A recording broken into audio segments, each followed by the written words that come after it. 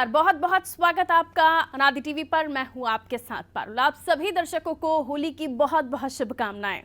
होली से पहले होता है होलिका दहन, और होलिका दहन हिंदू धर्म में बहुत ही महत्वपूर्ण त्योहार माना जाता है। ये तो होली 2 दिन की होती है, बाकी रंग पंचमी तक 5 दिन भी मनाई जाती है, लेकिन महत्वपूर्ण होता है होलिका दहन क्योंकि इसमें होती है पूजा अर्चना। महत्वपूर्ण ये भी होता है कि आप मुहूर्त का ध्यान रखें, कोई गलती ना करें।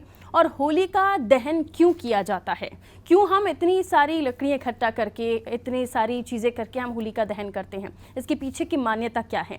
वैसे तो कहा जाता है कि प्रहलाद जी ने भगवान नारायण की इतनी पूजा की कि पिता हिरण्यकश्यप को बिल्कुल पसंद नहीं आया, वो उन्हें कष्ट देते रहते थे।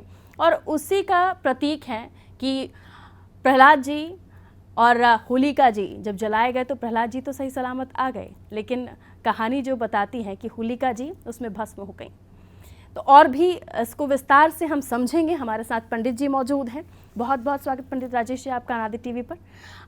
पंडित जी, आपसे हम जानना चाहेंगे होली का दहन, क्योंकि होली का त्यौहार काफ़ी महत्वपूर्ण है हिंदू धर्म में। हिंदू धर्म को मानने वाले हर परिवार में, हर घर में होली का दहन किया जाता है, मनाया जाता है, और होली भी बड़े हर्षोल्लास के साथ खेली जाती है। क्या बताएंगे आप हमारे दर्शकों को, होली आखिर मनाई क्यों जाती है, इसके पीछे पारंपरिक कथा कहानी क्या है? जय महाकाल की। भगवान श्री हर के चरणों में प्रणाम हो। ओम नीलाम्बुजग श्यामल कोमलांगम सीता समारो पितोवाम भागम पाणो महाशायति चारु चापम नमामि रामं रघुवंशनादम। भगवान विष्णु के श्री हरि के चरणों में प्रणाम। सबसे पहले देखिए, होलिका दहन, होलिका कौन थी, क्या थी, कैसे होलिका हुई और होलिका का पर्व कैसे मनाया जाता है। ये एक सतयुग की कथा है। सतयुग में उस समय क्या है, सत्य ही चलता था। सतयुग में जो है महर्षि कश्यप हुए। महर्षि कश्यप के जो है 3 संतान हुई। महर्षि कश्यप की जो धर्मपत्नी का नाम था, उनका नाम था दिति। दिति की 3 संतान हुई। महर्षि कश्यप और दिति की जो है 3 संतान हुई। सबसे पहले संतान हुई हिरण्यकश्यप और होलिका, हिरण्याक्ष, हिरण्यकश्यप और होलिका। इन्होंने तीनों ने जो है, दोनों भाइयों ने भगवान ब्रह्मा का बहुत बड़ा तप किया और भगवान ब्रह्मा से वरदान मांगा कि हे प्रभु, हम किसी के हाथों से ना मरें। इसी तरह होलिका जी ने अग्नि का तप किया और अग्नि से वरदान मांगा। तो जो हिरण्याक्ष थे, हिरण्याक्ष वो हैं जो आपको ध्यान होगा, साथ में इनकी छोटी सी कहानी है, जो पृथ्वी को समुद्र के अंदर लेकर गए थे। फिर भगवान विष्णु ने 12 अवतार लिया और समुद्र के अंदर गए और हिरण्याक्ष का वध किया और फिर पृथ्वी माँ को ऊपर लेके आए। अब हिरण्यकश्यप कौन थे? हिरण्यकश्यप जो थे, इनने ब्रह्मा की तपस्या की, इनने ब्रह्मा से वरदान मांगा कि हे ब्रह्मदेव, मैं किसी के हाथों से ना मरूं, ना मैं आकाश में मरूं, ना मैं पाताल में मरूं, ना मैं जल में मरूं, ना मैं अग्नि में मरूं, ना मैं वर्ण में मरूं, ना मैं सूर्य उदय के समय मरूं, ना मैं दिन में मरूं, ना मैं रात में मरूं। इस तरह का वरदान जो है भगवान ब्रह्मा जी से हिरण्यकश्यप ने मांगा था। इसी तरह जो है होलिका जी ने तपस्या की थी अग्निदेव की। अग्निदेव से उनने वरदान मांगा था कि मैं कभी भी जो है मेरा अग्नि में मैं ना जलूं। तो हिरण्यकश्यप के जो पुत्र थे उनका नाम था प्रहलाद। प्रहलाद जो थे ये भगवान श्री हरि नारायण के अनन्य भक्तों में से गिनती आती है। मतलब जिसे हनुमान जी श्री राम जी के भक्त थे, इसी तरह जो प्रहलाद जी जो है श्री हरि के बहुत बड़े भक्त थे। तो प्रहलाद जी जो है भगवान श्री हरि की इतनी तपस्या में नील हो गए, इतनी तपस्या करने लगे कि उनके 24 घंटा श्री हरि श्री हरि श्री हरि के अलावा कुछ निकलता ही नहीं था। तो हिरण्यकश्यप जो है बहुत परेशान हो गए। उनने हर प्रकार का यत्न किया, हर प्रकार का प्रयत्न किया कि प्रहलाद को जो है अब हमको इनका जो है श्री हरि से विक्षोभ करना है, मगर श्री हरि नहीं माने प्रहलाद जी। तो इनको कई प्रकार की ताड़ना दी गई। इनको तेल में भी, मतलब तेल, उबलते हुए तेल में जो है प्रहलाद जी को डाल दिया गया, फिर भी प्रहलाद जी का कुछ नहीं हुआ।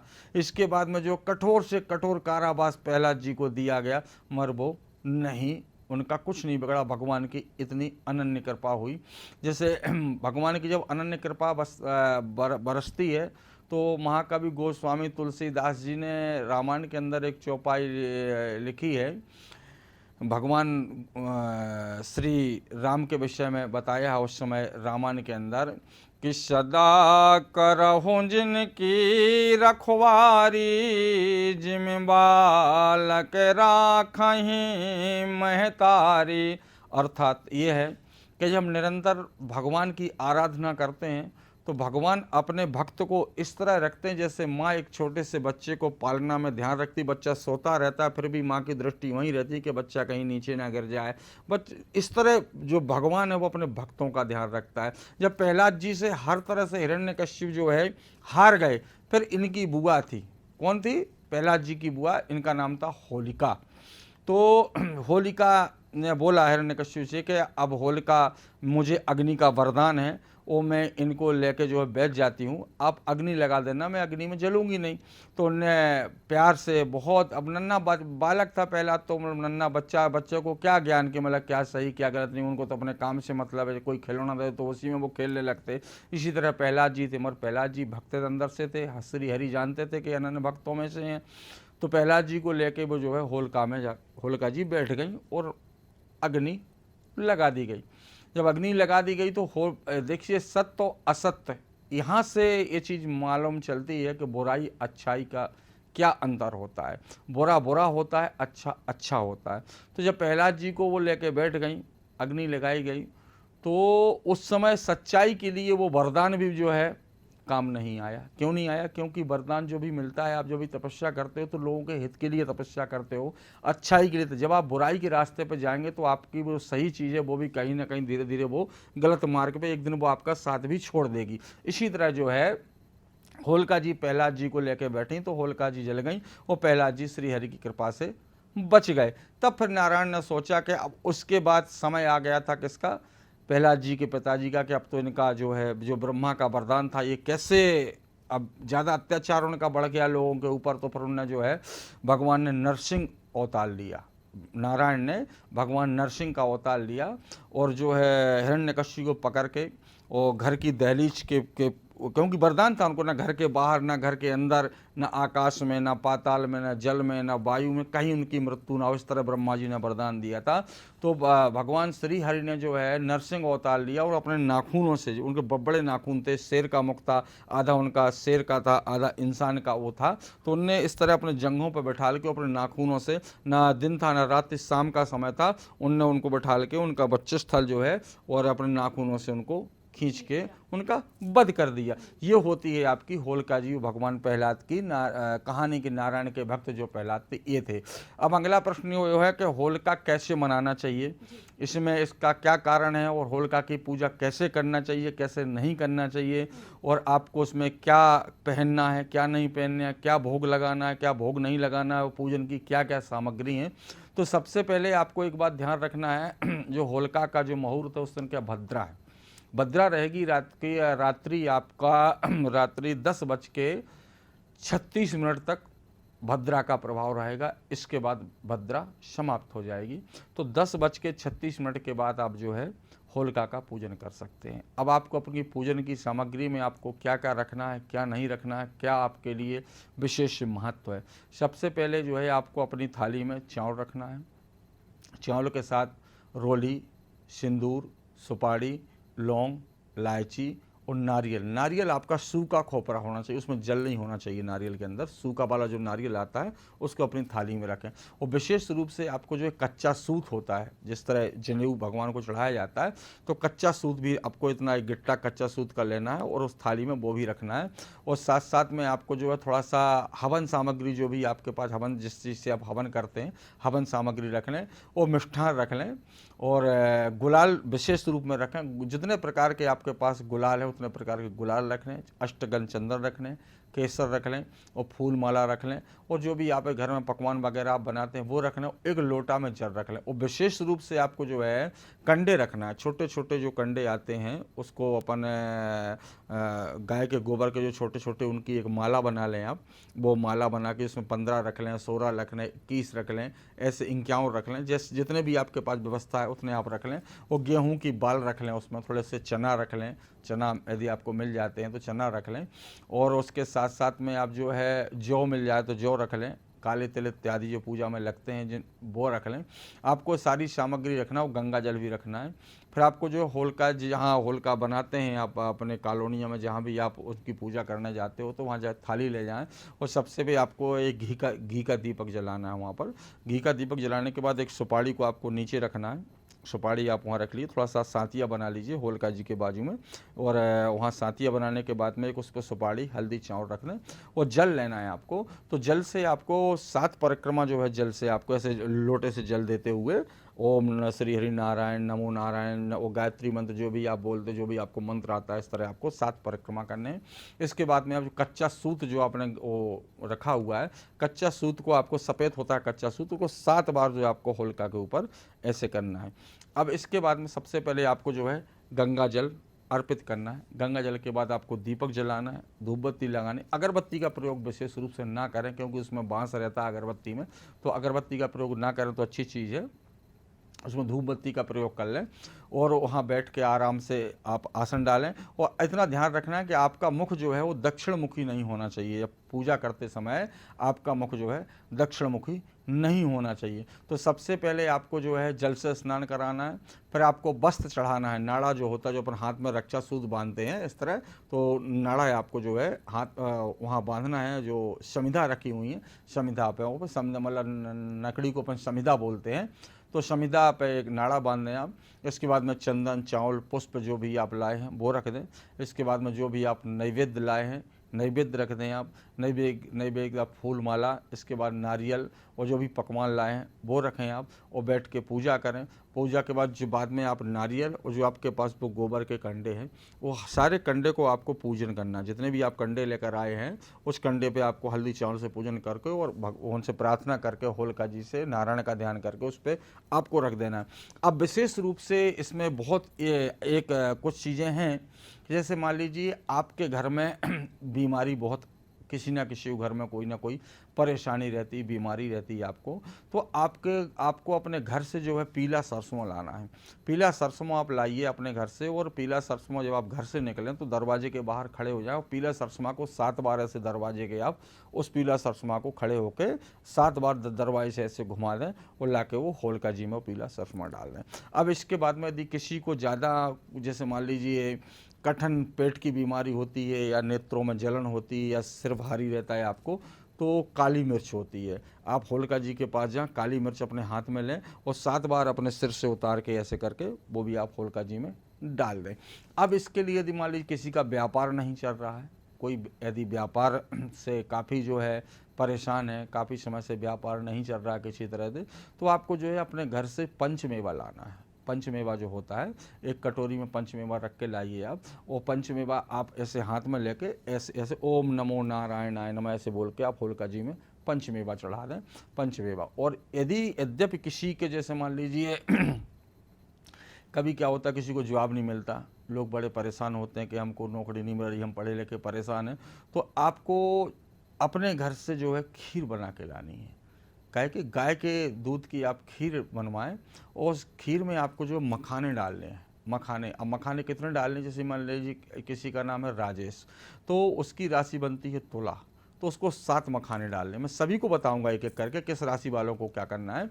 तो 7 मखाने डालना और उनको खीर का भोग लगाना है। अब मैं बात करता हूँ मेष राशि वालों की। मेष राशि का स्वामी होता है मंगल। मेष और वृश्चिक, वृश्चिक का भी, वृश्चिक 8वीं राशि होती है और मेष पहली राशि होती है। इनका स्वामी होता है मंगल। तो यदि इनका मान ली व्यापार में नहीं चल रहा है, या इनके शरीर में किसी प्रकार की पीड़ा है, या मानसिक तनाव रहता है, इनको टेंशन रहता है, तो ये लाल गुलाल लें, लाल गुलाल और पंचमेवा लेंगे। तो लाल गुलाल जो आपको होलिका, जलती हुई होलिका के ऊपर उनको लाल गुलाल डालना है। इससे आपके जो दोष हैं, आपकी अड़चनें हैं, ये पूरी समाप्त हो जाएंगी। अब वृष राशि वाले का स्वामी होता है शुक्र। शुक्र जो है 2 राशियों को देखता है ज्योतिष गणना के हिसाब से। पहली राशि है आपकी वृष, दूसरी राशि आपकी तुला। तुला 2 राशि वाले जातकों को शुक्र देखते हैं। तो इनको जो है क्या करना है, खीर लाना है, खीर या चावल, साबुत चावल भी ला सकते हैं आप, खीर बना लें तो अच्छा है। तो इनको जो है वहाँ होलिका जी के यहाँ जाकर आपको खीर का भोग लगाना है। खीर का भोग लगाने के बाद एक पुष्प से आपको सफ़ेद फूल लेना है, और सफ़ेद फूल से भोग लगाने के बाद उसको 5 बार जल से सिंचित करना है। जो वहाँ समिधा रखी हुई हैं, जो आप होलिका जी में रखी हुई हैं, उनको संचित करना है आपको उनको। अब बात करते हैं मिथुन राशि वालों की। मिथुन राशि का स्वामी होता है, जो होता है बुध होता है। तो जो मिथुन राशि के जातक हैं, इनको क्या करना है, मिथुन राशि के जातकों को यदि दूर्बा मिल जाए, दूर्बा जो होती है, जो अपन गणेश जी को दूर्बा चढ़ाते हैं, तो आप 11 दूर्बा लेने ऐसे ऐसे तोड़ के, और एक सफ़ेद धागा में जो कच्चा सूत आपने बांधा है, कच्चा सूत में दूर्बा आप 11 दूर्बा लें, और जाके होलिका जी पे आप वो दूर्बा चढ़ा दें। इससे आपके सारे काम सिद्ध होंगे। अब बात करते हैं कर्क राशि वालों की। कर्क राशि का स्वामी होता है जो चंद्रमा होता है। तो यदि कर्क राशि वालों का कोई कार्य नहीं हो रहा है, या किसी प्रकार का उनको रोग सता रहा है, तो इनको यह पंचमेवा, जलती हुई होलिका में पंचमेवा और एक नारियल आपको वहाँ डालना है।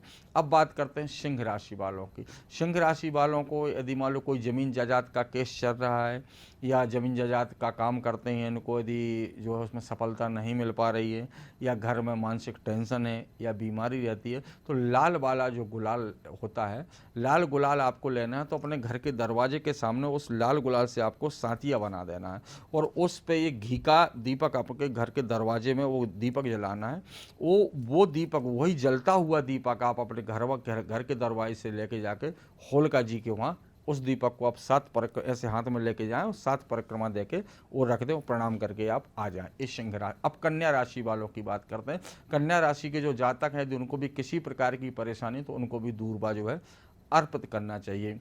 अब बात करते हैं आप धनु राशि वालों की। धनु राशि और मीन राशि का स्वामी होता है जो गुरु होता है। तो धनु राशि वालों को क्या करना है, सबसे पहले एक जनेऊ लेना है, जो कच्चे सूत का जो जनेऊ आता है, जनेऊ में थोड़ी हल्दी लगा के, और उस जनेऊ को आपको जाके होलिका जी के यहाँ चरणों में रख देना है, और 7 बार गंगा जल उस जनेऊ पे आपको ऐसे करके पुष्प से ऐसे उसको संपोक्ष करना है, मतलब उसको धो देना है, और ताकि उस पर जल आ जाए, जल चढ़ा देना है। अब बात करते हैं आप जो है मकर और कुंभ राशि वालों की। इनका स्वामी होता है शनि महाराज होते हैं। तो इनको क्या करना है, हवन धूप लेना है जिसमें काले तिल हों, और इनको जाके वहाँ 11 बार उसमें जलती हुई होलिका में 11 बार ओम नमो नारायण करके इनको जो है वहाँ स्वाहा डालना है। फिर इसके बाद में 7 परिक्रमा लगाने। अब इसके बीच में जो जिन बच्चियों का विवाह नहीं हो पा रहा, उनको विवाह में अड़चन आती है, तो इनको क्या करना है, सबसे पहले एक नारियल लेना है, पंचमेवा लेना है, और एक लाल वस्त्र लेना है, जो लाल रेशमी वस्त्र या सूती वस्त्र जो भी मिल जाए। तो अपने घर से उस एक लाल वस्त्र को अपने घर के वहाँ रखें, जो पूजा स्थल है उस पर 11 जो है वो रखें आप गाय के गोबर के कंडे, उसको पूजन करें, और पूजन करने के बाद में वो बच्ची जो है होलिका जी पर जाओ, होलिका माँ से प्रार्थना करें कि हे होलिका माँ, हे नारायण, हे भगवान विष्णु, मेरी कामना को आप पूरा करिए। जाके वहाँ रख दें, पूजन पाठ करके 7 परिक्रमा दें। अब विशेष बात इसमें एक और बताना चाह रहा हूँ मैं आपको, होलिका जी जलने के बाद में जो वहाँ की राख होती है, जो जलने के बाद में जो अग्नि जब जल जाती है, उस राख को उठा के अपने घर में ले आएँ और रख लें उसको अपने पूजा स्थान में। कभी किसी बच्चे को यदि नज़र लगती है, या आपका कोई काम सिद्ध नहीं हो पा रहा, तो थोड़ा सा बच्चे को लगा दें, और उसकी एक पुड़िया बना के अपनी जेब में रखें, ताकि आपको ये बाहर की जो लू वगैरह, जो बाहर का वातावरण आपको दूषित लगता है, या आपको लगता है कि मुझे घबराहट हो रही, तो जरा अपने मस्तक में लगाएं, और थोड़ा सा नाभि में लगा लें, और सिर पर लगा लें। इस तरह जो है आप होलिका जी की पूजा कर सकते हैं। बिल्कुल। तो पंडित जी ने बताया किस तरह से राशि अनुसार भी आपको पूजा पाठ का ध्यान रखना है। इसके अलावा विधि विधान के साथ ही मंत्रोच्चारण के बारे में भी पंडित जी ने हमें बताया। पंडित जी, आज के इस दौर में हम देखते हैं कॉलोनी वाला माहौल है, लोग ऐसी जगहों पर रहते हैं जहाँ पर बहुत ज़्यादा इस तरह की चीज़ें अलाउड नहीं होती हैं, और उसके अलावा जब हम होलिका दहन कर रहे होते हैं तो अब लोग लकड़ी का इस्तेमाल करते कम है और कंडों का इस्तेमाल ज़्यादा कर रहे होते हैं। और फिर उसके बाद जब होली जल जाती है, होली का दहन हो जाता है, हम उस राख को सड़कों पर ही देखते हैं कईयों दिन तक। फिर नगर निगम की गाड़ी आती है, उसको लेकर जाती है। तो जो होलिका दहन होता है, सिर्फ वहीं तक ही पूजा सीमित नहीं होती, वहीं तक ही आपको सिर्फ पूजा करके सब छोड़ नहीं देना होता है। इसके बारे में आप क्या बताएंगे, कितना सही है?